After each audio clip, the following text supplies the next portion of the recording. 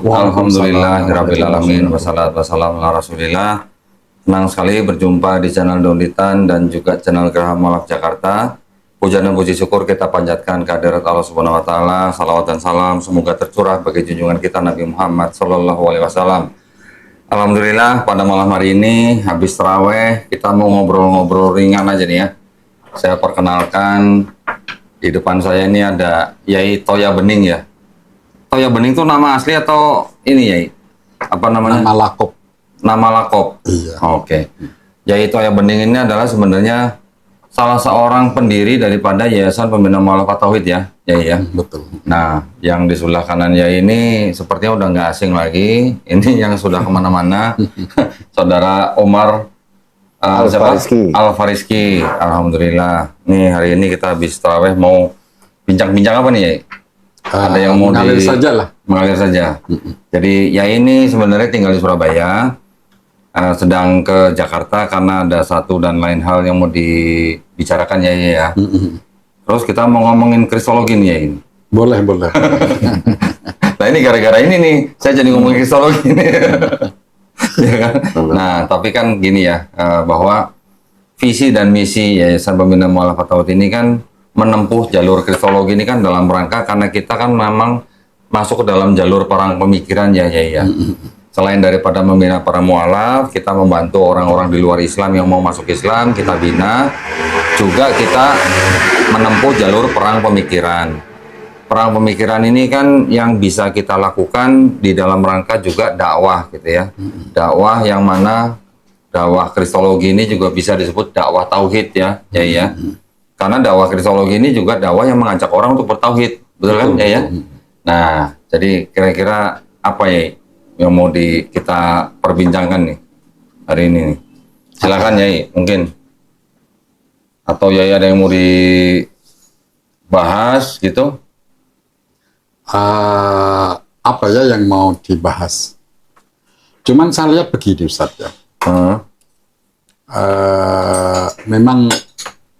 Memang apa namanya agama-agama, tiga agama Yahudi, Nasrani, kemudian Islam itu sangat menarik untuk diperbincangkan, sangat menarik diperbincangkan.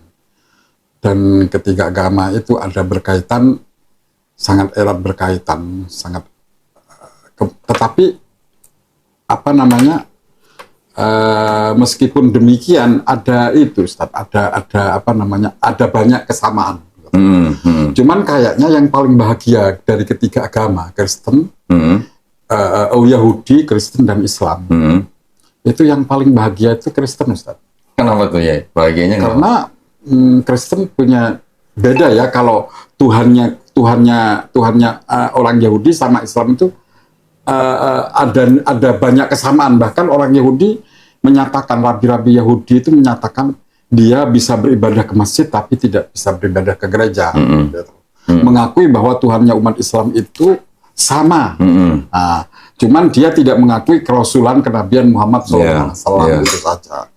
Tetapi yang agak jauh ini umat Kristen ini pada umumnya terlepas sekte lain ya, pada secara mayoriti orang Kristen ini punya Tuhan dengan dua pribadi, manusia dan duinatur. Iya, duinatur ya, manusia dan roh Tuhan. Nah, jadi tapi Yesus waktu diangkat kan sama jasadnya. Nah, berarti kan Yesus di surga kan sama jasadnya kan? Tubuh fisik. Ya berarti ada tubuh, ada roh, ada jiwa, gitu kan? Betul.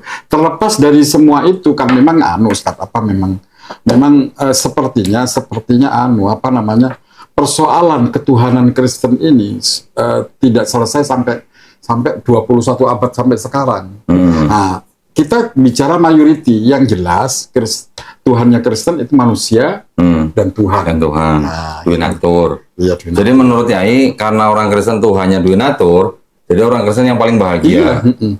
Karena gitu ya. Bagaimana satu misal ya. Nah, contohnya saja ya Ustaz. Contohnya saja. Mohon maaf saya potong Yai, mohon maaf ya saya. Kalau Yai bilang Kristen yang paling bahagia karena Tuhannya duinatur, berarti orang-orang pagan juga bahagia juga dong Yai. Jangan gitu dong. Enggak, ini contoh saja terlepas. Iya dong. Orang pagan juga Tuhannya Bisa binatur juga. ya. Tapi kan saya belum seberapa banyak. Satu misal ya. Iya. Satu misal Yesus itu pernah mendengkur, Ustaz. Mm-mm. Nah, tidur dengan mendengkur itu disebutkan lucu memang Iya, mendengkur. iya. Mendengkur itu suatu pekerjaan kemanusiaan, sifat sangat menonjol, manusia. iya, Iya. sangat menonjol mendengkur. Gitu. Iya. Tapi beliau begitu bangun, beliau jadi Tuhan dengan menghentikan badai gitu. Nah, di sinilah jadi persoalan kemanusiaan yang ruwet, yang menakutkan sampai itu kan sampai siapa namanya, sampai murid-muridnya Yesus itu ngomong, ini badai begini tapi Tuhan lagi tidur. berarti manusia itu punya masalah. Gitu. Saat Yesus itu jadi Tuhan, maka masalahnya selesai. Begitu. Gimana, Mar? Pandangan lu gimana? Ayai bilang tadi orang Kristen adalah yang paling bahagia karena Tuhannya donatur katanya. Gimana? Ya benar sih yang dibilang Yai ya. Selain donatur kan umatnya dosanya udah diampuni Yai. Oh iya. Dosanya udah diampuni Yai. Nah inilah bagus benar. Tapi ada juga yang tidak diselesaikan Yesus. Apa tuh? Ya. Saat Yesus lapar, dia melihat pohon ara, dia lapar. Lapar itu menunjukkan kemanusiaan. Sifat Dan manusia. tidak tahu musim itu manusia. Iya. Tapi kenapa Tuhan tidak setelah itu dia tidak manggil, ketuhanannya itu tidak datang gitu loh. Sebagaimana datangnya Pak waktu menyelesaikan badai. Nah ini seharusnya kalau wujud ketuhanannya datang seketika itu, bisa saja Tuhan itu datang. Kamu berbuat. Dan Yesus. Apa mungkin Yesus Kenapa? ini lupa Kenapa nggak mencet switch gitu paling.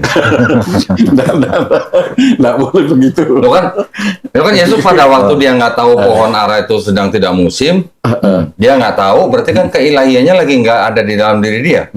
Atau mungkin dia lagi pura-pura ya? Nah, seandainya saat itu, waktu lapar itu, keilahiannya datang, kan selesai. Berarti keilahiannya sempat pergi gitu ya? Loh, memang waktu itu kan dia tidak ada penyelesaian. Berbeda kan kasusnya pada saat ada Ustaz, apa namanya? Badai. Badai, ketakutan, murid-muridnya ketakutan, tapi Yesus mendengkur. Saat dia bangun, nilai-nilai ketuhanannya datang, selesai. Badai itu. Kalau ya bilang nilai ketuhanannya datang, berarti pernah pergi gitu. Atau sedang tidak ada di dalam Yesus? Boleh jadi begitu.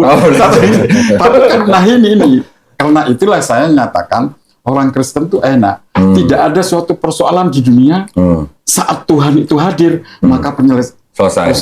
Nah, tapi waktu lagi disalib, Tuhannya kemana ya? Nah itu nggak datang karena dia panggil Eli lama sabakthani itu. Nah itulah saya kadang-kadang bingung gitu loh. Bingung dalam hal ini seharusnya kalau kita punya dua Tuhan, seperti orang Kristen, saat problem manusia itu tidak dapat diselesaikan, maka kita bisa memanggil Tuhan itu untuk menyelesaikan problem ini. Nah, apa enggak begitu? Ya berarti kalau begitu Yai katakan Kristen yang paling bahagia berarti kurang tepat dong Yai. Kurang tepatnya kan karena di Bible kan ceritanya Yesus kan Tuhan berarti Yesus pernah tidak ada sisi keilahiannya waktu dia terbatas dengan sifat manusianya. Pada waktu keilahiannya datang baru dia bisa membangkitkan orang mati, dia bisa meredakan badai, dia bisa mukjizat menyembuhkan orang sakit. Tetapi pada waktu dia nggak tahu kapan hari kiamat, ketika dia nggak tahu kapan musim buah, ketika dia di atas kayu salib, itu kemana ilahinya gitu loh ya. Nah, maksud saya begini Ustaz, maksudnya kita ini bahagia sebesar apa penderitaan yang kita terima. Gitu. Kalau cobaan-cobaan kita terima, kita akan mendapatkan kebahagiaan dengan banyaknya cobaan itu. Demikian juga seseorang yang terlalu bahagia, sebenarnya dia menggali penderitaan untuk dirinya sendiri. Mungkin yang benar tadi kata Umar. Apa enggak begitu? Kristen bahagia karena dosanya udah ditebus, gitu kan? Nah, tapi kan begini ya. Di Bible kan juga dikatakan upah dosa itu adalah maut. Penguasa maut adalah iblis. Terus kalau dikatakan Yesus nebus dosa di atas kayu salib, itu nebus dosa ke siapa ya? Iblis. Lalu, Gimana dong? Masa nembus dosa ke iblis? Ya jelas lah Ustaz. Kan iblis itu kan gadai. Hah? Oh, digadaikan dosanya? Iya kan, iblis itu sebenarnya kan semacam itu Ustaz, rentenir kembali kepada persoalan bahwa 3 agama ini kan yang tidak mirip ini cuma satu. Kristen, Yahudi, Kristen dan Islam. Yang tidak mirip itu cuma Kristen. Yang jauh dengan Yahudi itu kayak langit dan bumi. Dengan Islam juga bumi. Tetapi mereka lahir dalam satu komunitas sama-sama di Timur Tengah. Nah, ketidaksamaan ini menimbulkan benang merah. Kalau tidak sama, benang merahnya di mana ya? Kan begini Ustaz, kalau dari kita dilahirkan dari bapak kandung yang sama, gitu, kemudian wajahnya itu berbeda dari ibu dan bapaknya, boleh jadi istri saya selingkuh. Yai bagaimana bisa mengatakan Kristen sama dari bapak yang sama? Gimana ceritanya? Kan dari akarnya, Abraham. dari akar Nabi Isa Yesus Kristus.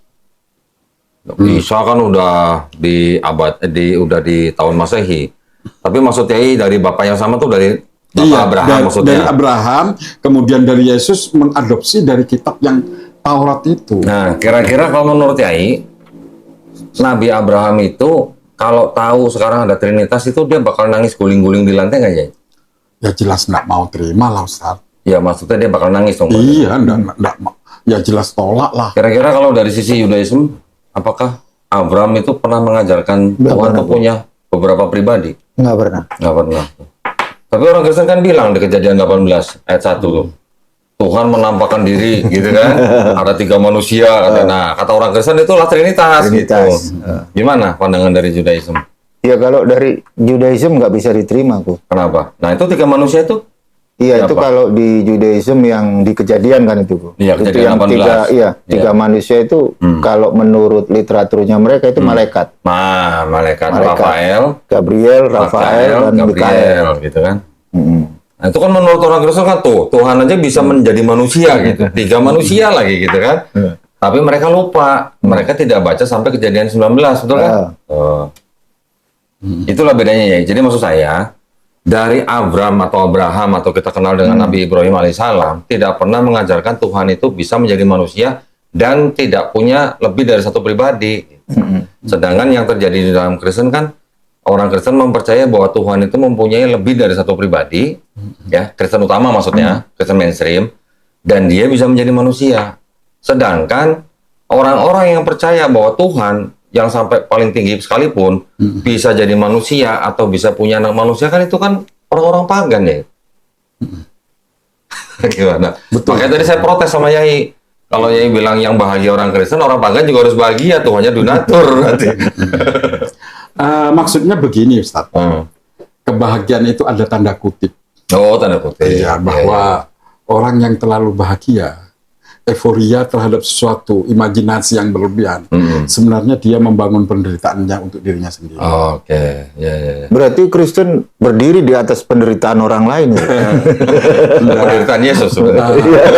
Ada benang merah karena ini berbeda dua. Ada seolah-olah itu tangan yang tidak terlihat yang ingin menciptakan kolonial spiritualisme. Di dalam tubuh Kristen gitu. Di dalam tubuh agama itu. Akhirnya terbentuklah agama yang menuhankan Yesus, Tuhan harus mati digebuki babak belur oleh makhluk yang dia buat sendiri. Gitu loh, Ustaz. Terlalu ngeri loh ya, digebukin. Ya, nah itu. Bisa ya. Sebenarnya. Tuhan digebukin bisa ya. Sebenarnya ini pemerkosaan Ini akal. maaf, bukan mengolok-ngolok nih ya. Tapi kan yang tertulis kan begitu. Kan. Jadi kalau ada sesuatu yang tertulis di dalam buku kan kita bisa mempertanyakan gitu ya. Bukan berarti kita mau menghina sesembahan orang lain ya. Kan kita juga diperintahkan untuk tidak menghina sesembahan orang lain. Ya kan? Jangan sampai juga mereka menghina sesembahan kita gitu ya. Tetapi kan itu tertulis. Yesus dipukuli, ditampar, diludahin ya ada ya. Dicambuk, kemudian akhirnya ditelanjangin gitu. Sampai akhirnya harus disalib. Ya oke, itu adalah kepercayaan saudara kita yang Nasrani. mereka percaya dengan matinya Yesus di atas kayu salib, bilur-bilurnya menyembuhkan mereka gitu kan. Tapi kan itu semuanya gini, kita harus mundur ke belakang gitu. Mundur ke belakang sejauh-jauhnya sampai di mana ada kitab yang namanya tanah gitu. Ini mohon maaf ya, bukan saya bermaksud ngajarin. Tetapi di dalam tanah, kan Umar sudah tahu nih kitab tanah nih. Apa konsep ketuhanan dalam tanah? Coba. Bisa nggak menjadi seperti Yesus gitu? Tuhan yang menjadi harus disiksa gitu. Nggak bisa. Jadi kalau di tanah gitu kan, Hashem ya, kalau mereka nyebutnya Hashem. Ya, Hashem. Itu waktu ada satu narasi Abraham, itu firman itu bilangnya begini ya. Bentuk rupa tidak pernah kau lihat, hanya suara. Terus di dalam 13 prinsip iman Yahudi, Slosa Asari Karim, itu di baris keempat, Tuhan itu bukan dalam bentuk fisik secara daging. Itu udah dikodifikasi sama Rabbi Moshe ben Maimon.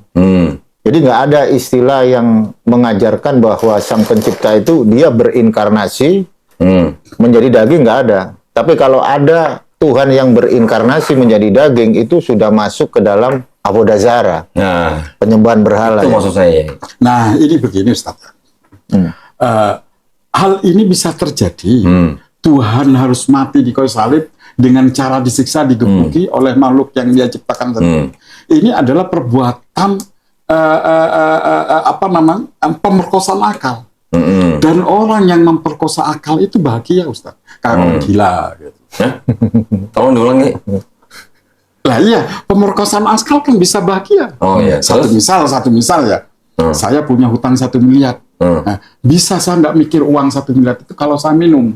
Minum apa? Minum satu misal. Iya, kan bahagia. Iya. Cara-cara mengalihkan pemerkosaan akal ini yang terjadi sampai sekian. Enggak, tadi yang ada kata-kata gila itu tadi gimana narasinya?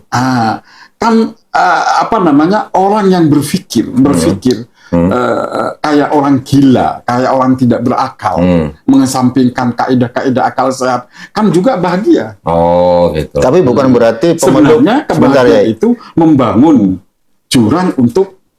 Tapi gini, bukan berarti pemeluk agama Kristen gila gitu, bukan? Tidak. Tapi cuman terlalu merasa bahagia, terlalu bereforia. Iya.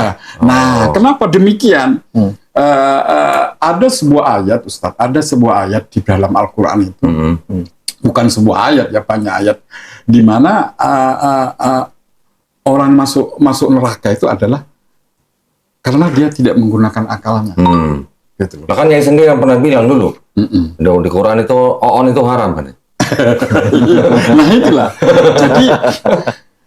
Jadi saya sempat ketemu dengan pendeta, saya sarankan sebaiknya Bapak Pendeta jangan berdialog, jangan berdiskusi, diskusi ini tutup. Kembali kalau menyebarkan misinya itu pakai sembako saja. Oh gitu ya. Iya, gitu. Kalau debat gimana jadi? Karena debat ini dan diskusi menuju ke pembukaan akal, Ustaz. Pembukaan akal sehat, gitu. Pembukaan akal sehat ini menuju bagi ajaran yang tidak berakal sehat justru bunuh diri. Nah, udah topik itu nanti dulu ya. Topik itu nanti dulu. Kita kembali tadi ya, pandangan orang Yahudi terhadap kitab mereka yang disebut dengan tanah. Konsep ketuhanannya tadi Umar udah bilang jelas bahwa tidak ada inkarnasi ke dalam bentuk fisik. Betul kan? Nggak ada kan? Nggak ada. Juga dikatakan begitu ya, di ayatnya juga dibilangkan 23:19, Tuhan bukanlah manusia, Tuhan bukanlah anak manusia. Sama dengan di Islam, lam yalid walam yulad, gitu kan ya. Jadi kalau bukan manusia, bukan anak manusia kan tidak beranak dan tidak diperanakan, sama kan? Nah kalau yang di tengah-tengah Kristen ini kan Tuhan inkarnasi jadi manusia, Firman itu menjelma jadi manusia. Dikatakan lagi di Maliaki 3 ayat 6, Tuhan itu tidak akan berubah. Kalau sudah Tuhan bukan manusia, bukan anak manusia, tidak berubah, bagaimana ceritanya bisa jadi manusia? Nah, kan berarti kita perlu menyelidiki dari mana Kristen percaya Tuhan itu bisa jadi manusia. Kisah para Rasul 14 ayat 11 kok. Oke, coba apa isinya? Bukannya dewa-dewa telah turun ke tengah-tengah kita dalam rupa manusia. Berarti dewa kan? Berarti ada ajaran apa ya? Ada ajaran Helenisme. Pagan itu ya. Atau yang disebut pagan. Jadi kalau kita mau telusurin, kok bisa orang Kristen mempercayai bahwa Tuhan itu bisa jadi manusia atau disebut inkarnasi? Itu tadi, ada pagannya, Yai, ada Helenismenya. Karena memang orang-orang yang sedang berada pada zaman itu, ketika Yesus ada, ketika Yesus hidup, dan ketika Yesus jalan-jalan di muka bumi, diteruskan oleh Barnabas dan Paulus, orang-orang tuh masih sangat kental dengan pemikiran bahwa dewa bisa jadi manusia. Barnabas disebut Zeus, ya kan? Paulus disebut Hermes. Ketika Paulus menyembuhkan orang lumpuh di Likonia apa gitu Ya ya. itu Kisah Para Rasul 14 ayat 11. Jadi artinya orang-orang di sekitar situ kan masih kental dengan pemahaman itu ya. Tambah lagi, kan Yesus disebut anak Allah, betul kan? Tuhannya Yesus sebut Bapa. Ada sebutan anak, ada sebutan Bapa. Hercules anak Zeus, Zeus bapaknya Hercules. Konsepnya kan mirip ya kan? Konsepnya ada manusia setengah dewa, ada manusia setengah manusia. Yesus juga disebut duinatur tadi yang Yai bilang. Sepenuhnya manusia, sepenuhnya Tuhan atau ilahi. Kan mirip nih sebenarnya konsepnya. Konsepnya yang mirip ya, detailnya mungkin beda. Tapi konsepnya mirip. Nah, nanti tinggal ada sosok lagi, pribadi baru yang disebut dengan Roh Kudus. Itu yang mengadopsi kepercayaan orang-orang yang zaman dulu, yang juga udah ribuan tahun sebelum Yesus gitu ya. Ada Namrus, Semiramis, 3 pribadi. Nanti di Persia juga ada 3 pribadi, Sumeria 3 pribadi, Trimurti India 3 pribadi, Mesir Osiris, Horus, Ra 3 pribadi, Eropa ada Dewi Madonna, satu dewi tapi 3 muka gitu. Jadi semua emang kebanyakan orang-orang di sekitar situ ribuan tahun sebelum ada Yesus sudah percaya dengan Tuhan yang triad gitu ya. 3 tapi 1 sampai 3 gitu. Nah kan ini yang harus kita ketahuin gitu. Itu baru dari sisi ketuhanannya, ya kan? Sekarang konsep keselamatannya di dalam tanah bagaimana? Ada nggak konsep keselamatan dosa orang bisa ditebus dengan darah orang lain? Nah, nggak bisa. Nggak bisa. Coba jelasin gimana? Jadi kalau ngomongin konsep penebusan itu kan berbicara tentang itu, bagaimana hubungan manusia dengan Tuhan. Kalau dalam Judaism darah manusia itu bisa menebus dosa, itu kan sama kayak Molok. Ya, Molok kayak gitu. Kan dilarang kan? Dilarang. Umat Israel dilarang untuk mempersembahkan anaknya kepada Dewa Molok kan? Nah, berarti kan tidak ada penebusan dosa manusia terhadap manusia lain gitu ya. Mohon maaf ya. Di Ulangan 24:16, anak tidak dapat menanggung kesalahan ayahnya. Ayah tidak dapat menanggung kesalahan anaknya. Masing-masing. Di Yeskiel 18:21 dikatakan sama, yang berdosa itu yang mati. Kemudian kalau mau bertobat ngapain? Orang Israel, bangsa Israel, sama Hasem dikasih tahu, kalau mau bertobat disuruh ngapain? Basuhlah, jauhkanlah perbuatan-perbuatan jahatmu dari depan mataku. Berhentilah berbuat jahat, kendalikan orang kejam, belajarlah berbuat baik, belalah anak yatim, perjuangan janda-janda, baiklah mari kita berperkara. Firman Tuhan nih katanya. Ini sebutnya firman Tuhan nih. Jikalau dosamu merah seperti kirmizi, akan putih seperti salju. Jikalau dosamu merah seperti kain kesumba, akan putih seperti bulu domba. Berarti harus ada orang yang mati nggak di atas kayu salib? Nggak ada. Nggak ada. Bangsa Niniwe ketika diselamatkan oleh Nabi Yunus. Nabi Yunus harus mati di atas kayu salib nggak? Enggak tuh ya. Pertobatan. Cuman bertobat. Yesus sendiri. Nah, ini kadang kita melihat perjanjian baru nih jadi gimana ya? Kita harus melihat bahwa masih ada pesan-pesan yang ditulis dianggap sebagai perkataan Yesus yang mirip dengan Tanakh. Contoh, Adonai Elohenu, Adonai Ehad, sama dengan Ulangan 6 ayat 4 ya. Di Markus 12:29. Terus di Matius 18 ayat 3 Yesus bilang apa? Jikalau kamu tidak bertobat dan menjadi seperti anak kecil ini, kamu tidak akan masuk kerajaan sorga. Terus Yesus harus mati di atas kayu salib untuk nebus dosa manusia, kan tidak ya? Yesus mengajarkan orang-orang bangsa Israel pada saat itu, di Matius 23 ayat 1, ikutilah ajaran orang-orang Farisi. Ajaran ya, ikutilah ajaran orang-orang Farisi, tapi jangan ikuti perbuatan-perbuatan mereka. Karena dikatakan orang-orang Farisi itu sudah menduduki kursi Musa. Artinya apa? Hukum yang diterima oleh Nabi Musa untuk bangsa Israel itu kan masih terus berlanjut sampai ke zaman Yesus. Yang menjalankan atau yang mengajarkan hukum itu kan orang-orang Farisi. Makanya disebut orang-orang Farisi sudah menduduki kursi Musa. artinya mereka yang mengajarkan kepada bangsa Israel. Perintahnya Yesus cuma ikuti ajaran orang Farisi. Tapi jangan ikuti perbuatan mereka. Mereka tuh orang munafik, gitu katanya. Tapi kalau ngikuti ajaran orang Farisi, berarti yang diikuti ajaran apa, Mar? Taurat. Itu. Betul. Berarti kalau di Taurat ya boleh makan babi nggak? Nggak boleh. Ya kan? Harus ada sunat, ada puasa, harus bertudung perempuannya. Ya ajaran-ajaran yang kalau kita lihat, kita perhatikan mirip dengan kita di Islam ya. Jadi ini begini Ustaz, kan 3 agama ini ya, Yahudi, Kristen, Islam. Seandainya Islam tidak lahir, maka kehancuran akidah, kehancuran tauhid ini udah berkeping-keping. Karena Yahudi sendiri tidak mampu gitu. Kan di masa Kristen ini ketauhidan, keesaan Tuhan itu hancur berkeping-keping. Dan Islam hadir seolah-olah Islam hadir ini ingin membangun kehancuran ini agar utuh kembali. Nah itulah. Kan 3 agama ini fase. Satu tauhid, kemudian rusak, kemudian Islam datang untuk membenahi tauhid lagi. Nah itulah nanti insya Allah disinilah Islam itu hadir, kehadiran sebagai penyempurna itu tadi Ustaz, begitu. Ya, monggo. Ya, alhamdulillah. Tadi konsep keselamatan tadi Umar sudah jelasin juga bahwa tidak ada konsep orang lain menanggung dosa orang lain ya. Sekarang di Islam, di Kristen, di Yahudi, ini kita semuanya sama-sama mengenal yang namanya konsep Mesias atau Al-Masih, betul kan? Di Yahudi ada konsep Mesias, di Kristen Yesus yang dianggap Mesias, betul kan?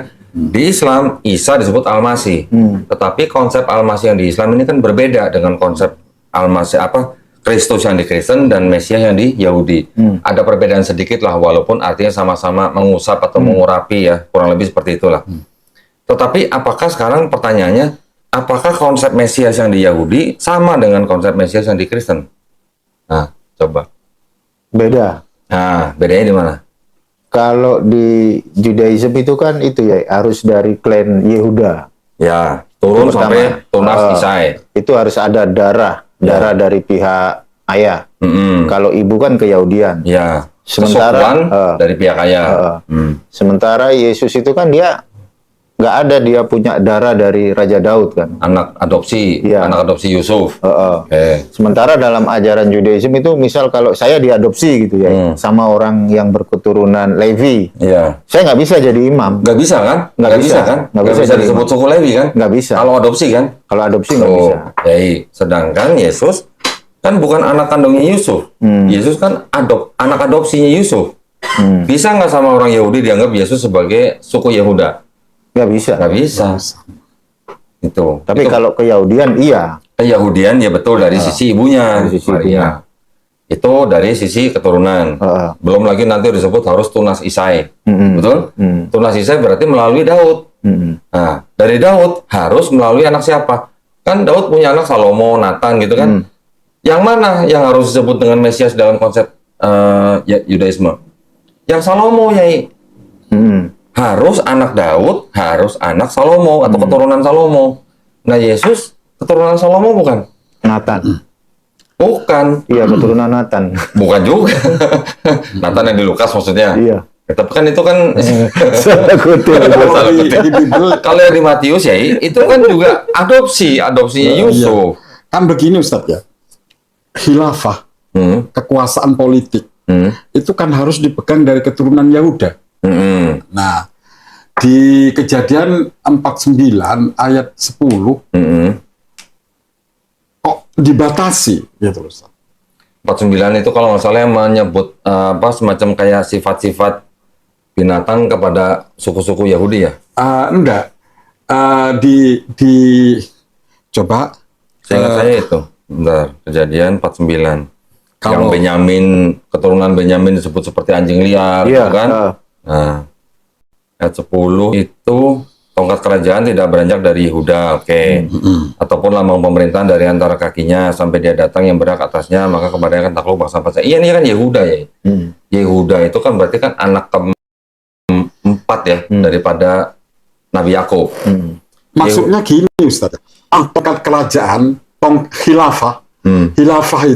Khilafah kekuasaan politik tidak akan beranjak dari Yahuda, Iya. dari keturunan Yahuda, Iya. ataupun lambang pemerintahan. Ya tetap dipegang oleh keturunan Yahuda Iya. sampai dia datang. Nah, Sampai Yehuda, dia datang itu siapa? Yehuda itu, yaitu adalah Daud. Daud juga keturunan Yehuda. Salomo, justru yang disebut dengan yang akan datang atau Mesias yang akan datang itu adalah harus tunas Isai, anak keturunan Daud melalui jalur Salomo. Yehuda itu ya leluhurnya Nabi Daud. Gitu. Yang akan datang itu siapa? Ya Mesias itu. Nah, yang disebut dengan konsep Mesias dalam Yahudi itu menurut orang Yahudi sudah datang belum? Belum. Satu ya, syaratnya tadi harus keturunan Daud melalui Salomo. Yang kedua, nanti Mesias itu nanti harus datang ketika di bumi ini sudah tidak ada orang angkat senjata. Betul? Harus damai. Sudah damai, tidak ada perang lagi ya. Ketiga, ketika Mesias itu datang, nanti seluruh manusia di bumi sudah mengetahui Hashem. Betul? Keempat, menurut orang Yahudi konsepnya, Mesias yang akan datang itu bukan orang yang datang menyelesaikan misi, terus pergi, terus datang lagi. Itu bukan begitu ya. Ya kan? Datang ya sudah untuk menyelesaikan misi sekali mati gitu loh nantinya.